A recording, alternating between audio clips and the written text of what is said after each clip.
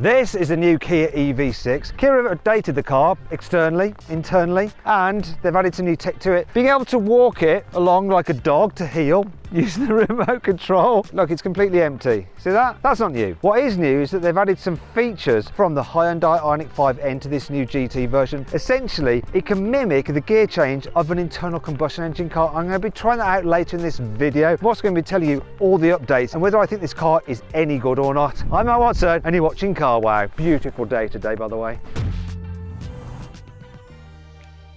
Welcome to a car review in a wood. It's raining so much that this is the only shelter we can get. Good news is there's plenty of CarWow sticks of truth. The bad news is that there's no fake vents on the Kia EV6 anywhere. These look like they may be fake, but they're actually vents that open when necessary to cool the battery. Look. So Kia has tweaked the look of the EV6. Now, one thing they say they've done to the GT model in particular is reprofile the bonnet to give it a lower leading edge. I can't spot the difference to the previous generation model at all. One thing I can see is that they have altered the light design. That's a big change. These lights are similar to those on other Kia models such as the Sportage, and you get a full length light bar as well on this GT version. The GT also gets a more aggressive lower bumper. That has been changed, but depending on which model you go for, the look of that part of the car does alter. Here's the lesser model so you can compare the different versions and how they look. Okay, moving down the side, the only updates as part of this refresh are new alloy wheel designs, and the GT model, you can probably see it's got like luminous brake calipers. There's more luminosity, if that's even a word, inside the car. We'll find out about that in a bit. Side profile, same as before. I think it's really good from the side profile. I actually like the front of it, and I also like the rear. It's an attractive car, the EV6. I prefer the look of it than the Hyundai Ioniq 5. As before, you've got a full length light bar at the rear as well. Let me show you the lights turned on. Nice, huh? Anyway, the only changes over the previous car, once again, redesigned lower bumper, plus it's different depending on which model of the EV6 you go for. And the lack of large changes are a result of how modern cars are made. When you strip a car down to its chassis, it makes this a lot more obvious. The shape and design of the roof, boot and doors are dictated by the car's hard points. These are set when the car is initially designed and are very expensive to alter. Interestingly, in the case of this Kia, the chassis is made by its parent company Hyundai. That's because both the Ioniq 5 and the EV6 are built on the Electric Global Modular Platform, or EGMP for short. The cars look very different overall, but if you compare the side profiles closely, you'll see the proportions and door apertures are similar. When a manufacturer does a midlife facelift, these parts of the car aren't changed as it would require the chassis to be altered, which just isn't economical. However, the front end does have more freedom for change, as all these panels are simply bolt-on parts, which are fixed to the chassis below. That's also the case with the interior, though often manufacturers don't alter the interior as much as part of a midlife facelift. So what's Kia done to this car? Here on the inside, updates over the previous EV6 include new steering wheel and a bespoke one for the GT model, although it does feel a bit chunky in this area. That's how I like to hold the steering wheel, unfortunately. Also, there's some more ambient lighting about the cabin. Kia's also got rid of the shiny black piano plastic which was on the centre console because they found that motoring journalists complained that it would scratch easily and get grubby with fingerprints, so they did away with it. They've updated the infotainment system ever so slightly. Apparently makes it a bit more zippy and easier to navigate, though I don't think it's the most intuitive system. Some things are buried way down into certain menus. But what they've added for the GT model is a performance timer. So now you can time your 0 to 62 miles an hour, your quarter of a mile and your eighth of a mile as well. So no need for the specialist timing gear. I don't think so. I'm going to still be using that, thank you very much. And I'll be seeing exactly how quick this EV6 GT is when I launch it later in the video. But besides this gimmick, the Kia does have plenty of everyday features that people will actually use. You've got Apple CarPlay and Android Auto. They're wireless. Speaking of which, you've got a charging pad there for your mobile phone. That's not new. What is that this can power 15 watts, though for some reason there doesn't seem to be any cooling for it. But what I do like about it is it's blooming obvious when your phone is charging. So other than that, things are pretty much the same as before. So you've got plenty of like different views on this digital driver's display. The graphics are quite dark, could be better. I like the fact that this car comes as standard, this GT model, with a heads-up display. It's really clear, easy to use when you're driving. The material quality is generally really quite nice. Oh, that's soft and yielding, good for your elbows. This is solid, and overall the design, the feel is good. Plus, Oh, that's nicely damped, so it feels expensive. Now, as you go a bit lower down, things do get a bit scratchy, though that's no different than in many of this car's competitors. Some other things to note that I really like is that you don't have to operate the climate control through the screen, because you can do it through here. Yes, this is a touch sensitive button for the fan speed, but you've got a physical knob for the temperature, and you can press that button there if you want to toggle to things like your home screen, your map and stuff like that, but I generally leave it on that setting. That's a brilliant solution. So too is the fact that then you've got your seat heating and cooling there as well, and your heated steering wheel, all nice and neat. There's your on button there, and then there's this new button there which I'll tell you more about later on, and then this is your drive select. I quite like a dial like that for drive select rather than like a lever, though overall I do prefer to have drive select on the steering wheel, because why not just have it there? Speaking of which, you've got electric operation for the adjustment, which is good, and unlike in a Tesla, it's not buried in the screen, it's on the steering column where it should be. Plus there's plenty of adjustment in the driving seat, so that you can get quite low in it for that sporty driving experience, and then jack it quite far up if you're a short person, or my mother actually sits kind of like this. She drove this car and she was like that. I couldn't get in it after she'd been in it. It was like this. I don't know how she does it. At least these seats are comfortable, and they're new in the GT version, so bucket seats as before, but a different design. They're quite firm, but fair. In terms of storage, it's pretty good. So you've got two cup holders there, look, but they're a little bit loose for these kind of bottles, can you see? And I wish they were covered so that you don't see them when they're not in use.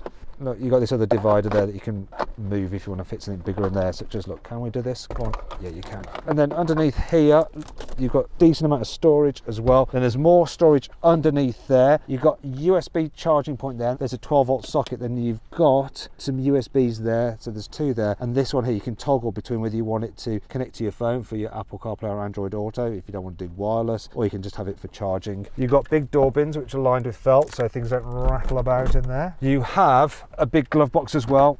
Look, the manual has a special storage area within there. Look, it's the press pack. I'll just get that out of the way. I quite like the way it's in this suede-ette folder. But look, that's a decent size, that is, isn't it? And another feature I noticed that I really like, massive vanity mirrors, absolutely massive. Look at the size of that thing there. You know, this is such a simple solution. I don't know why other manufacturers don't do it. So you have the light there that you turn off and on with your finger, and you can't accidentally leave it on, because when you shut that, it automatically hits the switch and turns it off. So that's really clever. And one last thing to know about this GT version is that, look, you have sporty aluminium pedals. Lovely.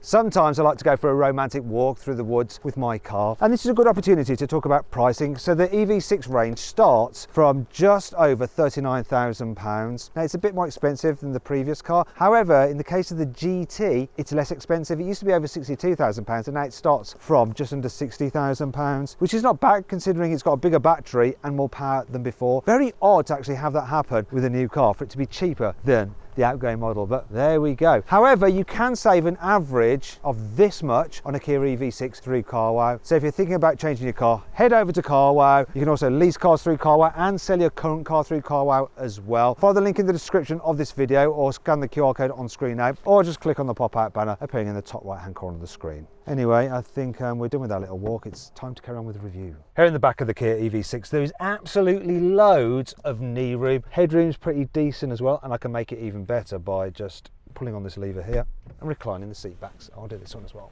Oh, there we go. Then that makes it way more comfortable. It's a bit unfortunate that the front seats are quite low, so if the driver likes to have their seat in its lowest position, you can't really slide your feet underneath it. And interestingly, for this GT version, they've angled this seat base slightly upwards like that for better under thigh support. They haven't done it on the normal EV6. Why not? Because it really does improve comfort. Another thing that's different on the GT model is this here. Look, you've got the USB-Cs there, whereas they're actually built into the seat backs on the normal car. The reason you don't have it on this one is because you've got these sporty buckets. Obviously, being the GT, you get the luminous flashes here in the back as well as in the front. And other things that you need to know are, look, you have some exposed cup holders, but no, you've also got a storage area as well if you don't want to use it as a cup holder. And there is through loading, though the hatch is quite small. What is better is this. The ISOFIX anchor points, they're so easy to get to. So this is the perfect solution. I don't know why more manufacturers don't do it like this. There's no need for covers to remove, and because you've got this gap, it's just dead easy to locate the metal bar for the baby seat. In fact, fitting a child seat in this car is super easy, even a bulky rear-facing seat. There's even enough room to have two baby seats in this car, and you can just about squeeze an adult between them. But what's it like for carrying 3 adults in the back? Right, let's just try it. So Lewis, if you wouldn't mind just jumping in, and Jack,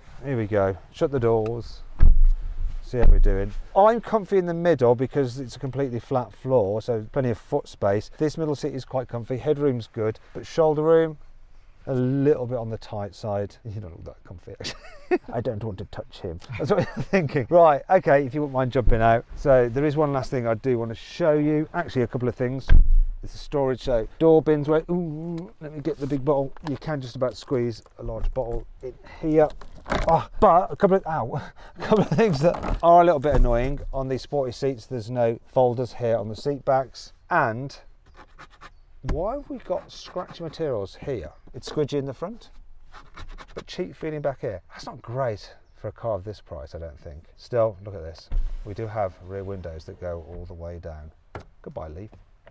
Which is not bad considering the window is so huge, and you can even get seat heating for these outer two rear seats. Overall, back seats on this car are pretty impressive. You can get the EV6 with hands-free tailgate opening. Now, unlike with many other cars where you have to like waggle your foot underneath there like that, and it's doing it now, but it's not because I waggled my foot, it's because I just stood in the detection zone, which is here, and it automatically opens. You can turn that off if you find it annoying, but if you don't find it annoying, it is better because, think about it, if your hands are full of luggage or shopping, trying to balance on one foot and activate the system can be a little bit annoying. That works seamlessly. So you've got a retractable load cover, more on that in a moment. First, I want to show you this. Look, there's not much of a load lip, so you can slide heavy things in and out quite easily. Underneath here there's a little bit of extra storage. This has the upgraded sound system, so it does eat into boot space a little bit. The actual boot capacity on this car is 480 litres. The standard model without the sound system is 490 litres. It is slightly smaller than the boot capacity on a BYD C line. Now, if you want to see my full in-depth video review of that car, click on the pop-out banner up there or scan the QR code on screen now. Now, it looks like you can adjust the height of this, but actually no, you can't, because there's nowhere else to put this. Look, he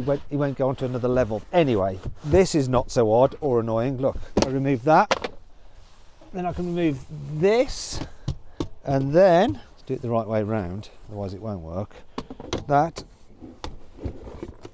will fit, bear with me, in there, like that. Just put that back in, and hopefully that snapping sound was just the clip and not a bit of plastic breaking. It might have been some plastic breaking. Yes, yes it was. I've left the clip behind. Sorry, Kia. But beside the slightly fragile clips, this car has a fairly practical boot. There are various tie-down points and a 12-volt socket. You also get levers to automatically lower the back seats, and with them folded down, it's easy to slide heavy luggage all the way forward. You also get an extra storage area under the bonnet with 52 litres of space. However, that's in the single-motor EV6. Dual-motor cars like this GT have just 20 litres under the bonnet. But at least you get a front boot, unlike with some EVs, and that brings me on to 5 good things about this new Kia EV6. You get an individual drive mode called My Drive Mode, which is very configurable, so you can change the performance of the motor from Eco, Normal, Sport or Sport Plus, the weight of the steering between 3 different settings, the stiffness of the suspension, this is the important one, between 3 different settings, the electronic stability control between 3 different settings, one of them being off, yes, if you want to do drifts, and then the E limited slip differential between 3 different settings. Then you can just activate My Mode by pressing the button on the steering wheel like that to toggle through. Where are you? Oh, it's actually this button here. Because Hyundai owns Kia, the EV6 shares many of its parts with the Hyundai Ioniq 5. However, with the Ioniq 5 you get a 5-year warranty, yet with this Kia, it's a 7-year warranty.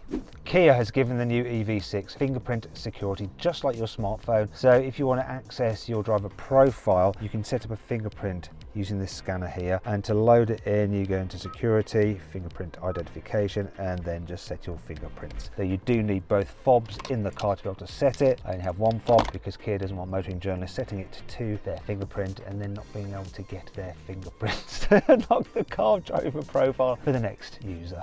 The GT version of the new EV6 now has the stability and traction control in the motor rather than a separate system. That means that it can sense wheel slip quicker and react quicker, so you don't feel any juddering when you lose traction. It's all just smooth power delivery. Also, the GT model gets an electronically controlled limited slip differential, so it can do torque vectoring. That means it can send power to the wheel with the most grip, and that should help improve traction as you drive out of a corner.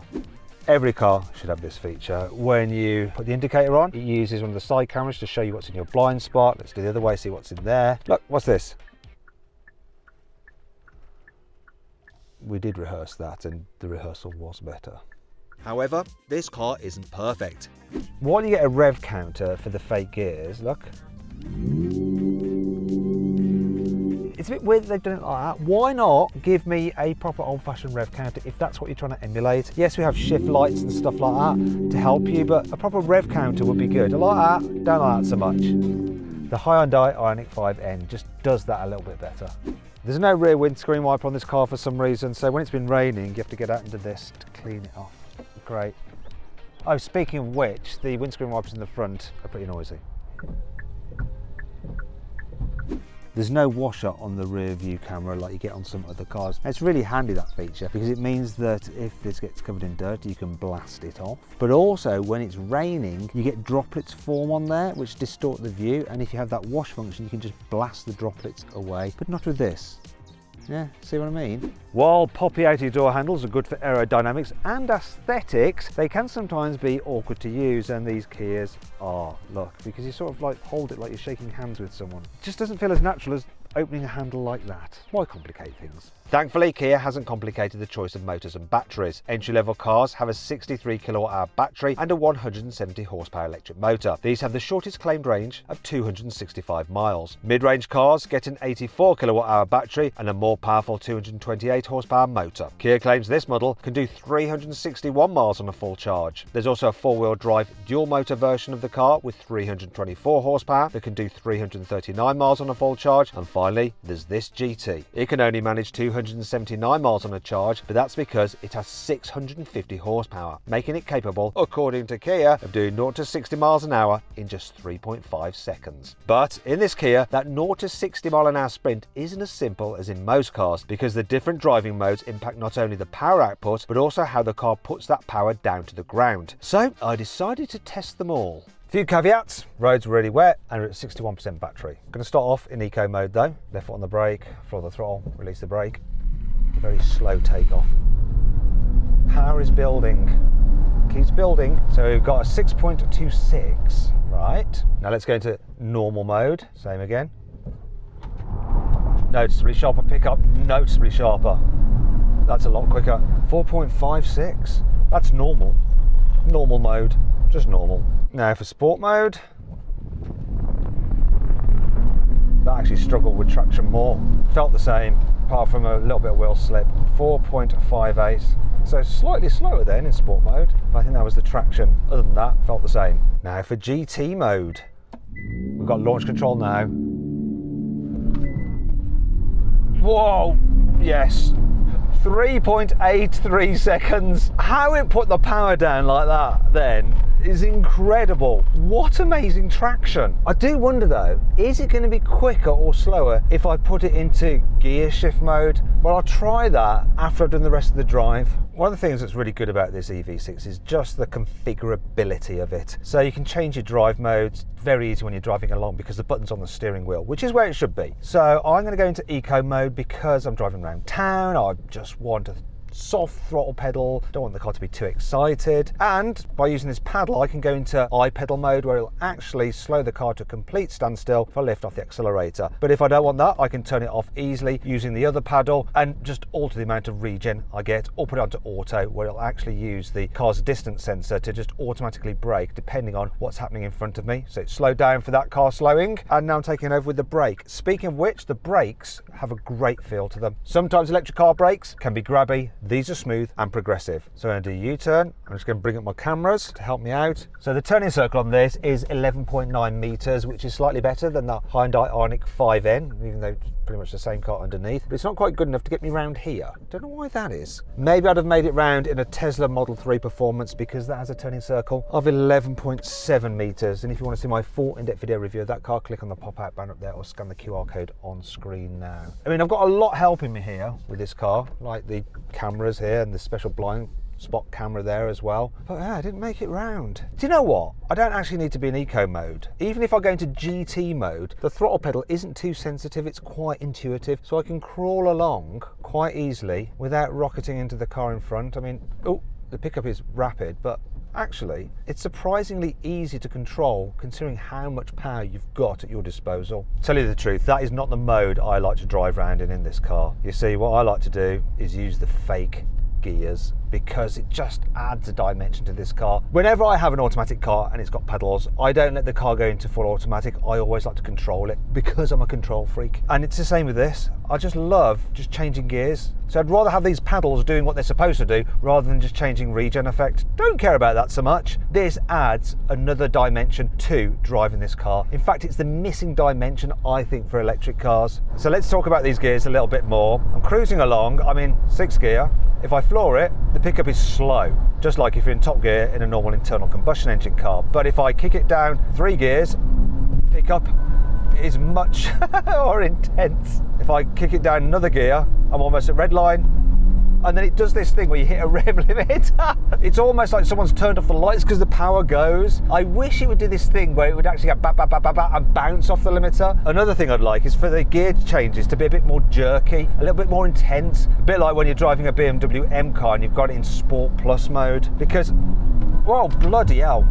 I wasn't expecting it to take off like that. Yeah, an M car doesn't pick up like that. Anyway, I'd like a bit more of a jolt on the gear change, and they could quite easily program that in. So that's something for the next generation of this car, I think. Or maybe an over-the-air update. You should be able to actually choose the amount of jolt you have between fake gear change, because you can tailor pretty much anything you want in this car. So why not do that? And that's one of the things that surprised me about this new Kia EV6 GT. With all this configurability through its software, it seems that Kia wasn't actually allowed to give it the same realistic engine sounds as the Ioniq 5N.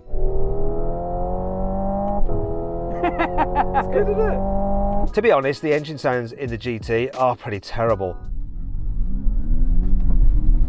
Although this was probably to make sure it doesn't step on the toes of its parent company's car. And it doesn't end there either. The Ioniq 5N has a fake 8-speed gearbox, whereas the Kia only gets 6 speeds. And this just feels like a missed opportunity. While you, the driver, can change every other parameter for the modes and how the car drives, you aren't able to tweak this aspect of the driving experience. For example, I would love for my Kia EV6 to have a 10-speed gearbox and pretend that I'm in the Fast and Furious, or maybe emulate the crazy 7-speed single-clutch transmission in a Lamborghini Aventador. Kia and Hyundai are perfectly able to do this because it's just software, but they've chosen not to. Why? Thankfully, one thing the car isn't wanting for is more power, especially not when you have it in the single-speed EV mode. Accelerating from 40, 3, 2, 1, go. In the wet, bloody heck. That's enough, that was like 70 like that. It's so quick. And when you're cruising at speed, it's fairly relaxing, it's quiet, it's reasonably comfortable, visibility is good. As for the range, we've got that bigger battery, remember, than before. So this one's averaging 2.6 miles per kilowatt hour, which isn't great. Now, a lot of this car's miles have been done on the motorway, coming from the car's launch in Scotland all the way down here to Oxfordshire. Plus, I've been driving it around quite aggressively, and I would imagine on the car's launch as well, it's been driven also aggressively by other motoring journalists. So that 2.6 miles per kilowatt hour multiplied out by the car's battery, you're looking at a real world range of 220 miles when it's supposed to do 280. But I think it will get quite close to that if you drive it sedately. And to be fair, if you're in a performance like internal combustion engine car, if you thrash them, you get poor economy, so it's fair enough. It's just with the petrol car, you're not worrying about where you're going to fill up. Right, I'm going to go back into gear shift mode. I'm actually going to come out of GT mode because the suspension's a little bit too jiggly, and I'm going to go into my mode, my drive, there we go. So I like to have power maximum, steering mid, and suspension softest. It just seems to deal with bumps a little bit better, though it can then get a bit floaty and a bit more leany in the bends. Whoa, grip is good, traction's amazing, brakes confidence inspiring, suspension doing a decent job because this bit is pretty bumpy. I am struggling to hear the noise of when I should be changing gear. That's a bit of a shame because I do like the overall process of it. Oh, wait there a second, going into that turn there, I could notice the car's weight. Another thing I'm feeling, or not feeling actually, is the steering. While it's accurate, like points the car where you think it should go, you're not really getting much feel through it. It all just feels a bit rubbery, and that's a shame because for a performance car, the steering feel is really quite important, especially if you're like me and a motoring journalist. But it's capable, this car. It's a bit paranoid as well at the same time. I mean, I can turn that safety system off, but yeah, it's always best to have it on just in case. So do you know what? On paper, this car's got it all going on. We've got power, we've got tech, we've got gear shifts. This should be amazing, but there's just something lacking. And do you know what it reminds me of in a way? It's like when you got a date with someone, the first date, you meet them, they're beautiful, they're clever, they're good fun, they seem kind. On paper, everything just is tick, tick, tick, tick, tick. and then you kiss them, and it's a little bit like kissing your sister. There's like nothing there. I haven't kissed my sister, by the way. That's what this car's like. It should be amazing, it should be thrilling me, and in some ways it does, but as a performance car, I'm just thinking, it's not quite there. A Tesla Model 3 Performance is actually more fun to drive quickly on a twisty road, and better than both of them, a BMW M340i, similar size, similar money, just more fun.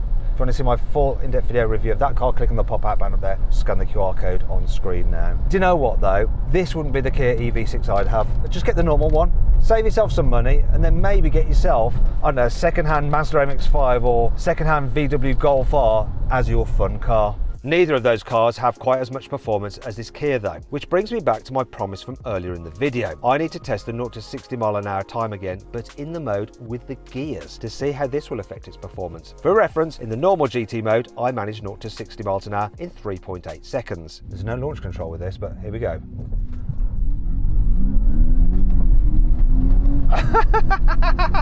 It's not as quick. 4.08 seconds, but still it's blooming quick. It really added to the experience, you know, having to change gears at the right time before I hit the rev limiter. Because that's the thing with electric cars, you kind of get used to the, oh yeah, it accelerates fast. When you add in that jeopardy, that skill element of just timing your gear shifts, it makes it more fun. So then, should you avoid it? Consider it, shortlist it, or just go right ahead and buy it? Well, I reckon you should shortlist the EV6. It really is a good all-round electric family car. It's just that it has quite a few competitors that are also equally as good.